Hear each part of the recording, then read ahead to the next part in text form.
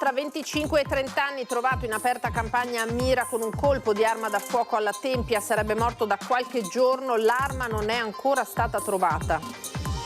A Torri di Quartesolo il commosso addio a Francesco Visintin, morto nel tragico incidente stradale di Arcugnano, la sciarpa della Vicenza sulla bara al ricordo della mamma. 2 spaccate in una notte a Treviso, forse la stessa banda in azione, nel mirino ancora una volta i bar, in entrambi rubate anche le offerte per l'Advar, danni e rabbia per i titolari.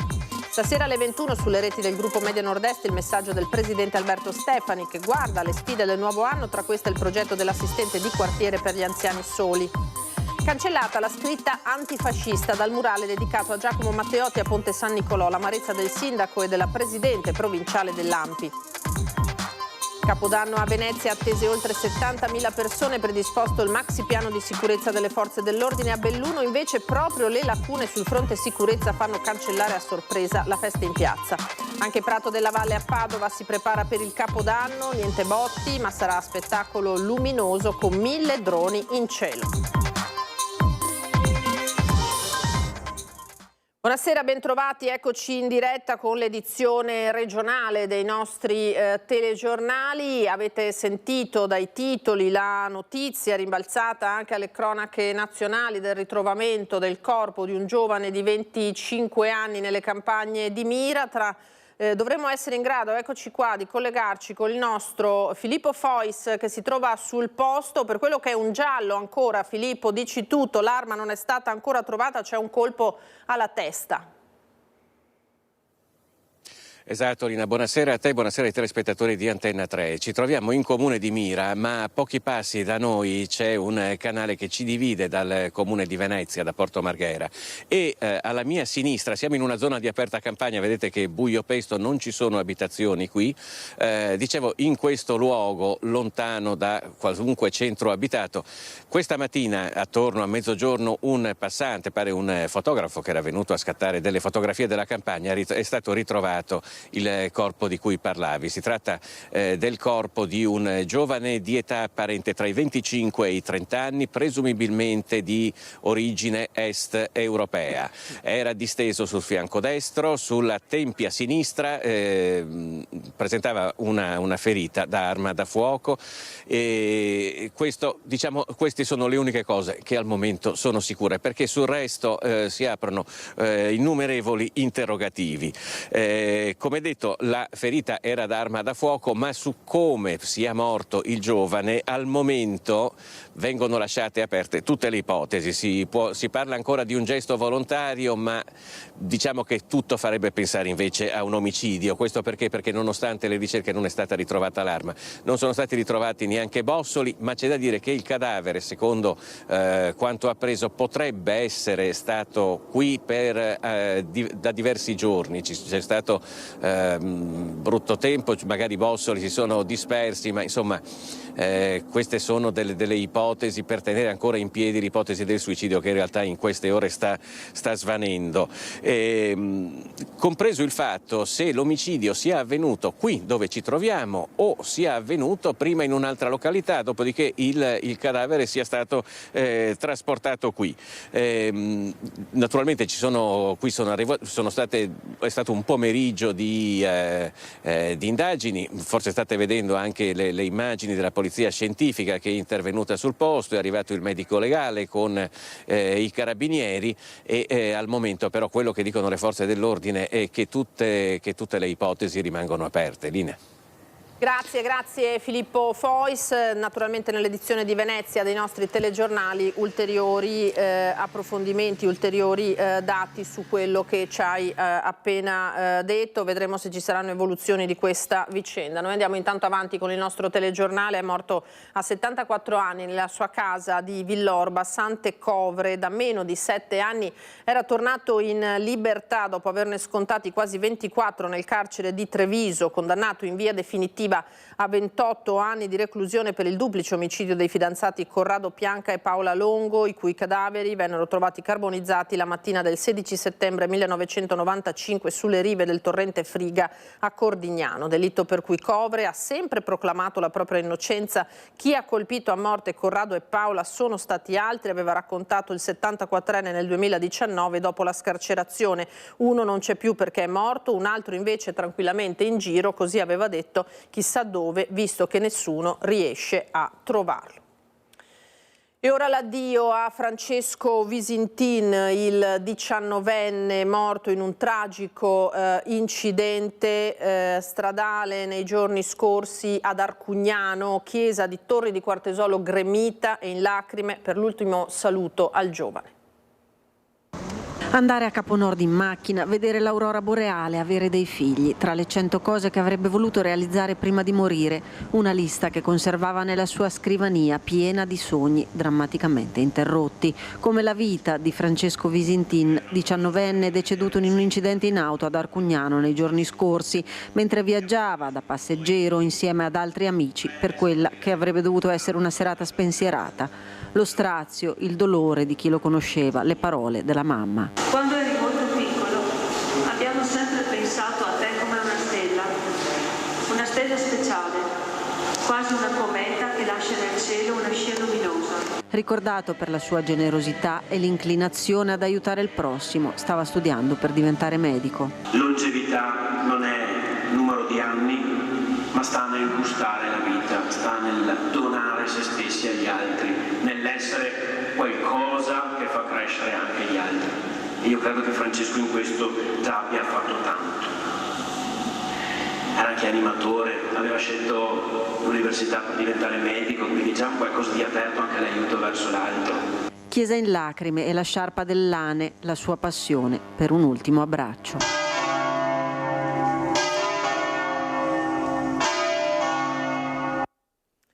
A Treviso adesso per la doppia spaccata che si è verificata nella notte in 2 bar della città, spariti registratori di cassa, fondo cassa e pensate anche le offerte all'Advar, l'associazione che si occupa di malati terminali. Questa notte, a luna di notte, abbiamo avuto i ladri, hanno spaccato la vetrata della porta, lato chiesa, sono entrati e hanno rubato il fondo cassa e il registratore di cassa.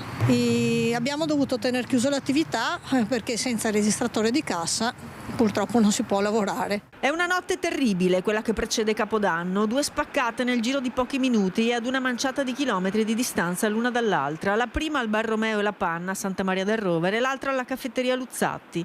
Modalità simili, forse la stessa mano, sfondamento della porta e prelievo dei fondocassa, oltre che delle offerte riservate ad Advar in entrambi gli esercizi commerciali. Sono arrivato in bar verso le 5:30 e ho trovato la porta principale fracassata. Hanno rotto il vetro, sono entrati, hanno rubato il fondo cassa circa 150 euro e quello che mi ha dato molto fastidio è che hanno rubato anche i fondi dell'Advar, un gesto non certo da gentiluomini. E se in viale Luzzatti lo sfondamento della porta è stato fatto con oggetti contundenti e con i calci su quella laterale, da Romeo e la Panna i ladri hanno usato un vaso di fiori e hanno fatto enormi danni materiali mettendo a soqquadro tutto il locale, ma si sono anche tagliati. Questi ladruncoli si sono anche tagliati, pertanto sono stati fatti anche dei rilievi da parte della scientifica e speriamo, non dico che li trovino, però quantomeno che qualcuno intervenga e che queste persone vengano rinchiuse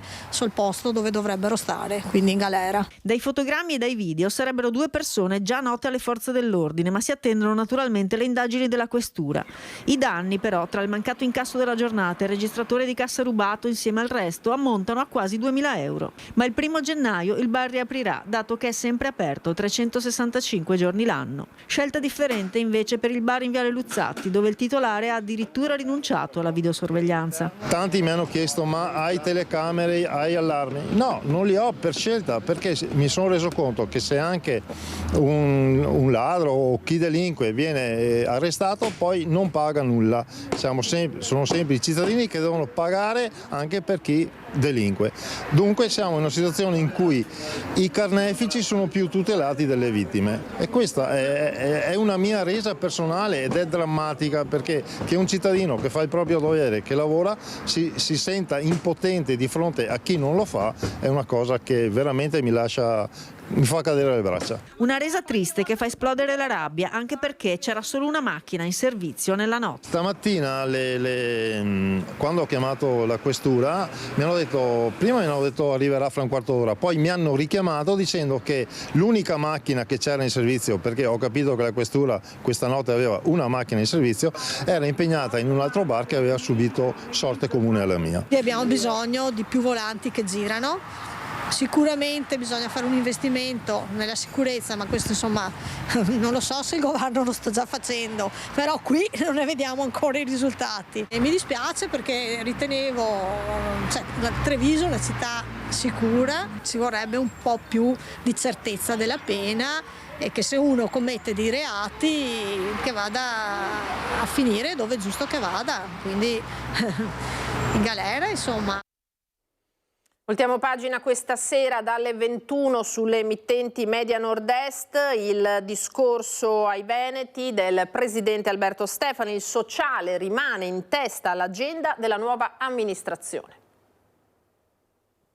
L'igiene della casa, l'igiene personale, la cura della persona, la possibilità di poter preparare dei pasti, ma anche la possibilità di avere la spesa a domicilio, di avere degli stimoli cognitivi, di poter essere inseriti in una rete comunitaria. Sono queste le mansioni che potrebbero rivestire l'assistente di quartiere o l'assistente di condominio, nuovi ruoli sociali di cui il presidente del Veneto, Alberto Stefani, si propone di promuovere la messa in campo a sostegno di anziani e fragili. Nel discorso di fine anno ai Veneti, in onda questa sera dalle 21 nelle emittenti Media Nord-Est, Stefani torna a parlare di una fascia di popolazione che gli sta particolarmente a cuore, sempre più numerosa e che va salvaguardata direttamente nel territorio, a domicilio.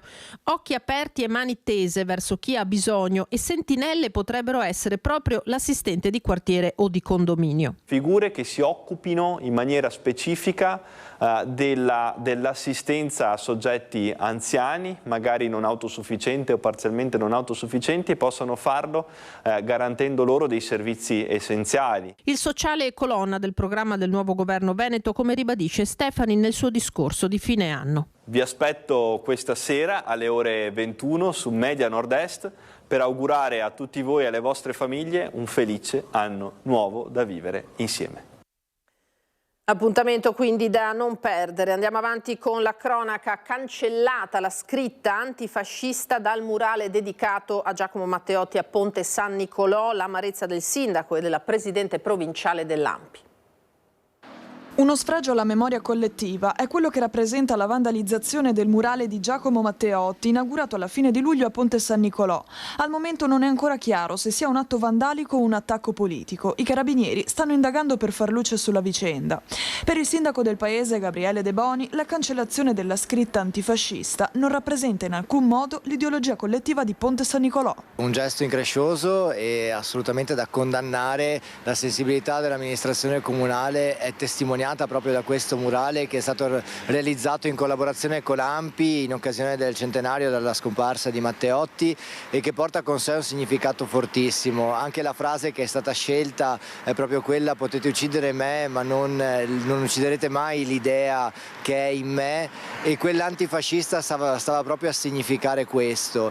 E il fatto che si voglia provare a cancellare questa memoria e a cancellare quello che è stato il ventennio che ha minato la democrazia e la libertà dell'Italia è un fatto grave, è un fatto assolutamente da condannare e testimonia quanto importante sia continuare con iniziative di sensibilizzazione e di ricordo di quello che è stato il ventennio. L'amministrazione si è già mobilitata per riportare il murale alla sua forma originaria, ma a preoccupare è che luoghi della memoria come questo vengono ancora presi di mira. È proprio assurdo perché dire che Matteotti non era antifascista, è stato ucciso dal fascismo, ha parlato in Parlamento contro il fascismo, teniamo conto che siamo nel 24, insomma siamo evidentemente all'insediamento, e lui non ha aderito per esempio al Partito Comunista, assolutamente, lui era profondamente antifascista. Quindi eliminare questo fatto qua vuol dire proprio non capire nulla e sentirsi liberi di fare scemenze, scusatemi, ma non posso che dire altro.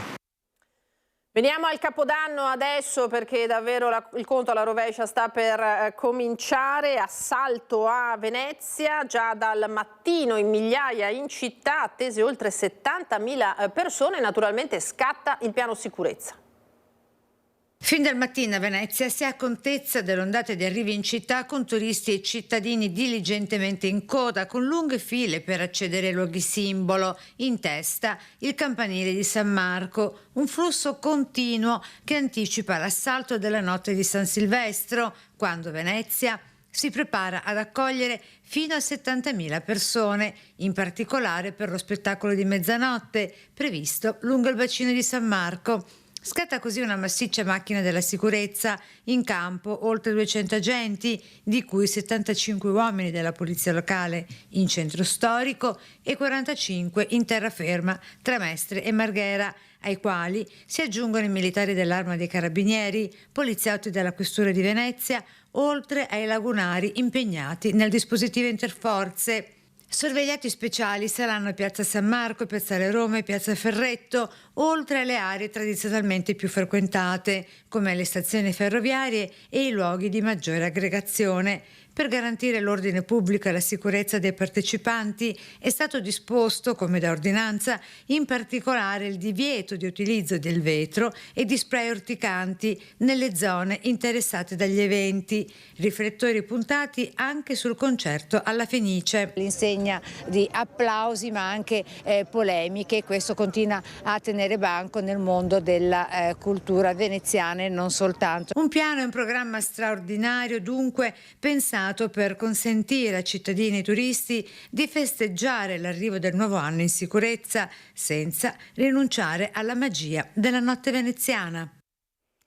Ed è stata invece annullata la festa di Capodanno in Piazza Duomo a Belluno, organizzata dal Consorzio Belluno Centro Storico in collaborazione con il Comune DMO. La decisione è arrivata come un fulmine a ciel sereno nella tarda mattinata di oggi. Motivi di sicurezza insormontabili per il Comitato Ordine Pubblico della Prefettura, che ha ritenuto lacunoso il piano di sicurezza predisposto per l'evento, che si sarebbe dovuto svolgere in contemporanea in 7 piazze tra Veneto e Friuli con gli staff di Radio Company. Lo schermo già installato sul palco si trasformerà in un cinema all'aperto che riprodurrà i filmati forniti da DMO, e il pubblico sarà accompagnato da musica di sottofondo. Confermato il punto ristoro, vietati però gli assembramenti. In piazza erano attese migliaia di persone e a loro l'assessore al turismo Luciani porge le sue scuse personali e di amministratore della città. La sicurezza dei cittadini però, afferma Luciani, viene prima di ogni cosa. Il conto alla rovescia segna dunque poche ore alla fine dell'anno. A Padova, in questo caso, è tutto pronto per i festeggiamenti. Protagonista della serata lo spettacolo con 1000 droni luminosi. In Prato della Valle a Padova è tutto pronto per l'ultima notte dell'anno. Musica live e DJ set dal palco installato nel lato di Palazzo Angeli, la pista di pattinaggio e l'atteso spettacolo con 1000 droni luminosi saranno la cornice di un capodanno mozzafiato nella città del Santo. Tutto pronto, sarà uno show, uno spettacolo assolutamente inedito, perché a Capodanno non ci sono altre città che hanno un numero tale di droni, quindi 1000 saranno appunto nel cielo a rappresentare con queste figure tridimensionali la storia della città. E lo spettacolo inizierà alle 23:45, quindi mi raccomando, bisogna arrivare per tempo in Prato della Valle e prendere posto. Già dalle 10, dalle 22 ci sarà la musica, l'animazione. Alle 23:45 inizia questo spettacolo con i droni che salgono nel cielo partendo dalla base che è l'isola Memmia, tutte le persone attorno. Ci sarà questa evoluzione della storia della città dal Medioevo ad oggi, che va a culminare con un bel countdown quindi per poter scandire tutti insieme da 10 fino a 1 per poi augurarsi un buon 2026. Per le persone con disabilità è disponibile un'area riservata proprio davanti al palco. Una serata che si preannuncia quindi spettacolare e che garantirà anche massima sicurezza a chi sceglierà di parteciparvi. Ci saranno 5 varchi per entrare in Prato della Valle, via Umberto I, via Belludi, via Cavazzana, via Carducci e l'angolo tra via Cavalletto e Corso Vittorio Emanuele II. A questi varchi ovviamente ci saranno dei controlli per evitare che siano introdotte bottiglie di vetro, oggetti contundenti, qualsiasi cosa che possa ovviamente creare danni o pericoli, però ecco, non preoccupiamoci, sappiamo che all'interno dell'area dello spettacolo si può comprare il necessario anche per fare un brindisi con gli amici, l'importante è prendersi per tempo, raggiungere l'area per godersi questo grande spettacolo. Attenzione però che le ore di passaggio dal vecchio al nuovo anno possono essere traumatiche per tanti animali domestici. I botti e i petardi sono la prima causa di fughe e incidenti. L'anno scorso dalle 11:30 fino a 00:30 abbiamo ricevuto una ventina, 25 chiamate di emergenza, tutti per cani vaganti, spaventati, scappati dalle abitazioni a causa dei botti. 2 di questi ci hanno rimesso la vita, uno per infarto, un altro è stato investito. Tutti gli altri fortunatamente sono stati ritrovati dopo le corse disperate di ore e ore e giorni. È questo l'effetto dei botti sugli animali che hanno un udito 3 volte più sensibile di quello umano. Chi ha cani, se deve fare una passeggiata, ci vada non nelle ore dei festeggiamenti, magari verso le 7, verso le 8 già tornare, perché si comincia. Tenere gli animali in sicurezza, invece di tenerli in giardino, magari tenerli in casa fino alla mattina successiva e magari possibilmente stare con loro. Quindi dare tranquillità, perché comunque la presenza nostra per loro è tranquillità. A Bassano e anche in altri comuni non ci saranno ordinanze contro i botti, ma resta in vigore il regolamento generale. A Padova, ad esempio, hanno emesso un'ordinanza e hanno sostituito il classico spettacolo pirotecnico in Prato della Valle con uno spettacolo con i droni. Adesso questo ovviamente è una cosa a livello comunale che è diverso da quello che farà il privato, ma se si aumentasse il controllo sui singoli comuni sarebbe diversa la situazione. Per emergenze nella notte di Capodanno resta attivo il numero dell'ENPA 379 293 8957. Tra festeggiamenti di fine anno e l'avvio dei saldi, il commercio trevigiano guarda al 2026 con speranza, ma senza nascondere le difficoltà. La fine dell'anno e l'inizio del nuovo si intrecciano a Treviso sotto il segno di un cauto ottimismo, ma anche di forti preoccupazioni per i consumi. Dalla tavola del veglione di San Silvestro alle vetrine dei negozi di moda pronte per i saldi invernali, le imprese del commercio e dei servizi affrontano un passaggio delicato tra voglia di festa e difficoltà economiche ancora evidenti. Nonostante tutto, per la notte di Capodanno, secondo FIPE Confcommercio Treviso, la ristorazione provinciale si prepara a un buon afflusso di clienti spinti dal desiderio di celebrare l'arrivo del 2026 fuori casa. Un sentimento positivo per questo veglione che presenta il quasi tutto esaurito ovunque, dai ristoranti, varie sono le formule, ai lounge bar, ai club fino alle discoteche, con una formula di menù completo che può variare dai 55 euro in su a seconda fino ai 150 euro se c'è o no l'intrattenimento musicale. Vanno molto bene anche i menù alla carta con una scelta libera all'interno della serata per poi uscire verso le piazze o aspettando mezzanotte in contesti all'aperto. Archiviato il Capodanno, l'attenzione si sposta subito sui saldi invernali al via dal 3 gennaio. Secondo Federmoda Treviso, dopo una stagione natalizia piuttosto sottotono, le aspettative sono prudentemente positive. Una larga parte dei consumatori veneti prevede acquisti di abbigliamento, calzature e accessori con una preferenza ancora significativa per il negozio fisico. La spesa media prevista è di 217 euro per l'abbigliamento, 183 per la calzatura e 172 per gli accessori. Per i negozi della moda i saldi rappresentano spesso l'ultima occasione per sostenere fatturati già messi a dura prova da promozioni anticipate, Black Friday prolungati e margini sempre più ridotti. Il rischio di una progressiva desertificazione commerciale dei centri storici con la chiusura dei negozi multimarca è concreto. Treviso si muove muove dunque su un equilibrio fragile. Il consiglio che noi ci sentiamo di dare come Federmoda è quello di acquistare nei propri centri storici. Domani tutto il mondo celebra la giornata mondiale della pace indetta da Paolo VI 49 anni fa. Quest'anno a Belluno la tradizionale marcia per la pace si svilupperà in più giornate subito dopo l'Epifania. Questa giornata è diventata davvero mondiale, anche senza determinazioni, confini di religione, riguarda proprio tutti, è una chiamata universale. Una chiamata universale alla pace, un appello globale e perenne per unire l'umanità nella preghiera, nel dialogo, nell'azione concreta per porre fine a guerre, conflitti, sofferenze, promuovendo fraternità, giustizia, rispetto dei diritti umani e il disarmo. Papa Leone XIV lo afferma, determinato nel suo messaggio per la giornata mondiale per la pace. Ha chiamato tutti, anche chi non ha fede, perché la pace riguarda davvero tutti. È il contesto che purtroppo viviamo che ha fatto risvegliare questo grande desiderio, attesa, richiesta e direi anche un cantiere aperto a capire cos'è la pace. A Belluno la diocesi con gli uffici pastorali e numerose associazioni sono pronti a mettere in campo 3 giorni di preghiera, dibattiti e di ascolto il 9, 10 e 14 gennaio. Papa Leone parla di pace disarmata e disarmante, centrando il tema che ormai pervade ogni singolo spazio della vita di ognuno di noi. Disarmata vuol dire che le armi sono una questione. Sono una questione perché chi accumula armi cosa ne fa? Ecco, questa è una provocazione forte di Papa Leone e penso che bisogna partire proprio da questo contesto e da questa problematica. Ci sono scelte che sono chiamati a fare davvero tutti.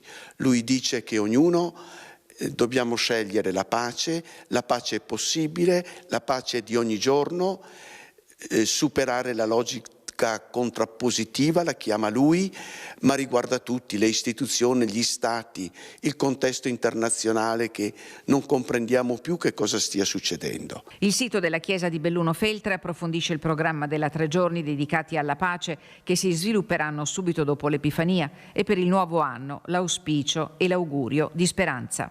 Un augurio di un senso di partecipazione perché è questione di tutti, quello della pace, e anche la pace è generatrice di umanità nuova, di rapporti nuovi, anche tra stati, ed avere questa visione prospettica e di fiducia e di speranza ci permette anche di far fronte alle assurdità delle armi, di contrapposizioni, di visioni, di tira da una parte, tira dall'altra. Quindi buona pace. E con questo augurio noi ci fermiamo, a me non rimane che salutarvi, vi lascio alle previsioni del tempo augurandovi una buona fine d'anno e un buon inizio 2026. Arrivederci.